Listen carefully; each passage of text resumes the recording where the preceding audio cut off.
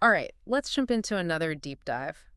We're looking at this YouTube video, two friends just chatting, Mm. and get this. They cover learning English and how love has changed. It's wild. Yeah, it's an interesting combo. They don't waste any time either. They go straight into that feeling. You know when you try to speak English Oh, yeah. and you just freeze up? Especially in new situations. I bet we've all been there. Totally. One of them even said they feel scared and just want to quit, like a mental block. It is a block. It's your native language interfering, basically. Mm. Psycholinguistics research shows that our first language habits, they kind of make it tough to switch over to a new one. But the video, it actually gives a good tip. Don't freak out. Just remember, it's totally normal to hesitate in a new language. Okay, that's a much better way to look at it. They also talked about being afraid to make mistakes. Do you think that holds people back a lot? Oh, for sure. They mention how that fear can make you lose motivation, and then you don't get any better. Yeah. It's like what researchers call the affective filter hypothesis. Mhm. Anxiety blocks your learning. So we've got the hesitation and the fear. What did they say about actually getting fluent? Practice, practice, practice. But talking with native speakers is key. The interesting thing is how they define fluency. It's not about perfect grammar or knowing tons of words. It's more about feeling comfortable and expressing yourself naturally. So it's less about sounding like a textbook, more about just feeling okay with the language. Exactly. That makes a lot of sense. I am curious, though, what do they consider to be enough practice? Did they give any specifics? No, not really. But they focused a lot on talking with native speakers, so actively using the language seems important. I bet they'd suggest something like maybe a few minutes of pronunciation practice every day, Hmm. and then actually having regular conversations, even short ones. Yeah, that makes sense. It's finding the balance between, practicing specific skills and then actually using the language out in the world. Right. I love how they blend these practical tips with, like, actual research on how people learn languages. Yeah, me too.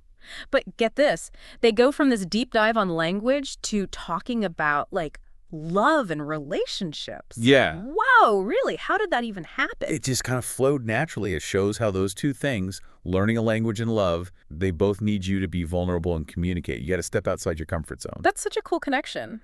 What did they say about love to start off?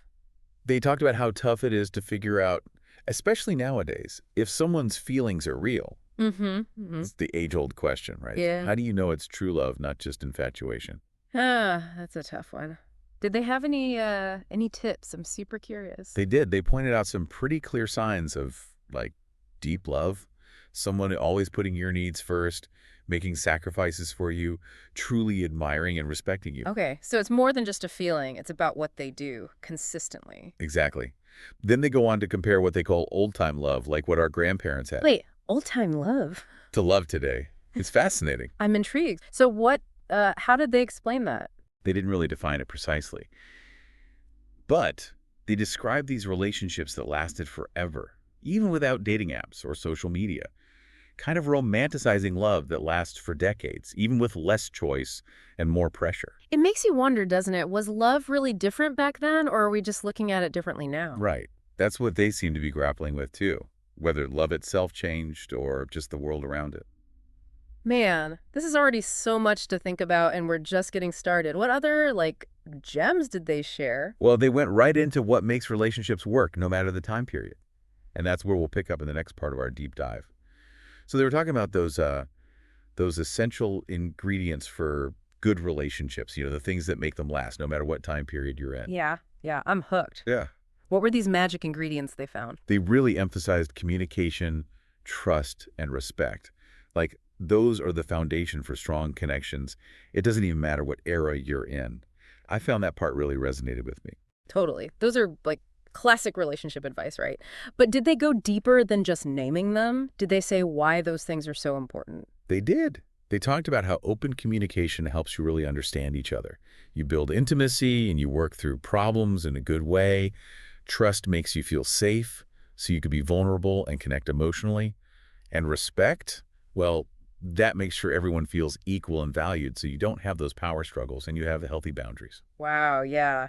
Those three things work together to create that strong base for a relationship. And it's not just for romantic relationships either, is it? I feel like those apply to friendships, family, even work relationships. Yeah, totally. They even said that directly, that it goes beyond just romantic stuff. It's about any close connection you have. This reminds me of something I read about active listening. It's not just hearing words, it's really getting their point of view and responding in a way that shows you get it. Did they mention specific ways to communicate better? Not specific techniques, but they stressed honesty and being open. They talked about saying what you need clearly and respectfully, but also, being open to what your partner needs too. That's so key. Sometimes we think people should just know what we're feeling, but being clear is so important. Did they mention anything that can get in the way of good communication? Oh yeah, they said being defensive, criticizing, or being contemptuous, those really kill communication. They suggested using I statements so you can talk about how you feel without putting it on the other person. I like that. When I feel attacked, I shut down. But if I focus on my own experience, it's easier to stay open. Exactly. It's making a space where you can both be honest and everyone feels heard and respected. It's pretty amazing how they combined like psychology, communication theory, even a bit of sociology into this talk about love. It's like they made this whole tapestry of knowledge, drawing from all these different fields to help you understand connection. Totally agree. They made some really deep ideas, easy to understand, which is pretty cool. So they talked about dating apps and social media before, right? Did they say more about how technology affects love and connection? Oh yeah, they did. It gets super interesting here. They admitted tech is a huge part of our lives now, for better or for worse. Mm. They said it can help people connect. Like you might meet someone you never would have otherwise. So many couples I know met online. It's definitely changed how we find love. It has. But they also asked some tough questions like, does all this info and pressure to look perfect online, does it make it harder to have real, genuine connections? That's a good point. Are we getting more connections, but they're not as deep?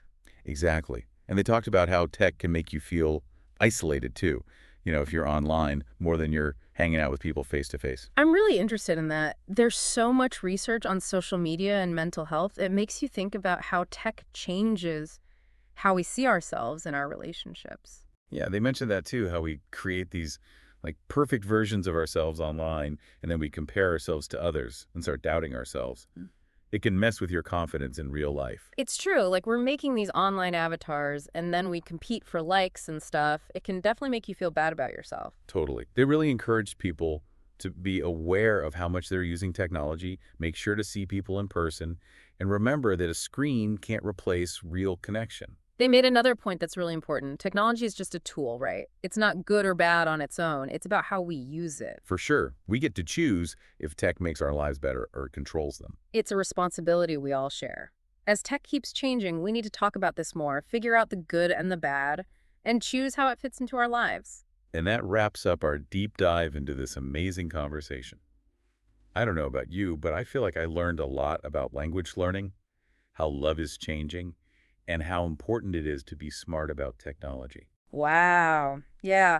So much covered, right? It's really been a fascinating discussion, and I love how they jumped between these different ideas. Yeah, it was pretty cool. Just two friends talking, but they brought up these really deep things about life. I know. It makes you think those casual conversations can be so powerful. For sure. You get different points of view and let the conversation go where it wants. You never know what you'll discover. So true. Okay, before we wrap up, let's go back over some of the main points we heard. Huh. Remember when they talked about like that feeling of just freezing up when you're trying to speak a new language? Oh, yeah. They said that's totally normal. It's your brain trying to figure out all those new language patterns. Right. And their advice was so good to remember that it's not a bad thing. It just means your brain is learning. And not to be scared of making mistakes. Yeah. Because that anxiety can actually stop you from getting better. Yeah, that affective filter thing. They also really focused on practicing a lot, but specifically talking with native speakers, like actually using the language is what makes it stick. And they made us rethink what fluency really means. It's not about being perfect. It's about being comfortable and expressing yourself. Right. It's okay to make mistakes. It's all part of the process. Exactly. Makes learning the language less intimidating, for sure. Okay, and then remember that unexpected turn into love and relationships. Oh, comparing old-time love to love now, that was so interesting. Made me wonder if love itself has changed, or just like society around it. I know, right? It's like, is love this constant thing, or does it change depending on when and where you live? They seem to be drawn to that idea of old-time love being more permanent, but they also recognize that there were problems back then too, especially for women and minorities. Yeah, it's important to remember that every time period has its own issues. We've made progress, but there's still work to do. For sure. But through all of that, they said those core things, communication, trust, and respect, those will make any relationship work. Those are the timeless pieces that matter no matter what. And they even talk about how to communicate well, like actually listening to each other, being honest and open, and avoiding those things that make communication break down. It's true. Communication is a skill. You got to work at it. It's about more than just talking. It's about understanding each other. And they didn't forget about technology. They pointed out that it can help us connect in new ways, but also make us feel lonely and compare ourselves to others too much. Right. We have to be careful, make sure we're using tech to make our lives better, not the other way around. It's about finding that balance between online and real life, focusing on those connections that really matter. Well said. I feel like we covered so much ground in this deep dive. Language, love, technology, it's all connected. It really is. It's amazing how a simple conversation can make you think about these big questions. It is, and shows how important it is to be curious, explore new ideas, and have those conversations that challenge us. You never know what you might learn. So, to everyone listening, keep those deep dives going, keep exploring, keep asking questions, and most importantly, keep talking. Until next time.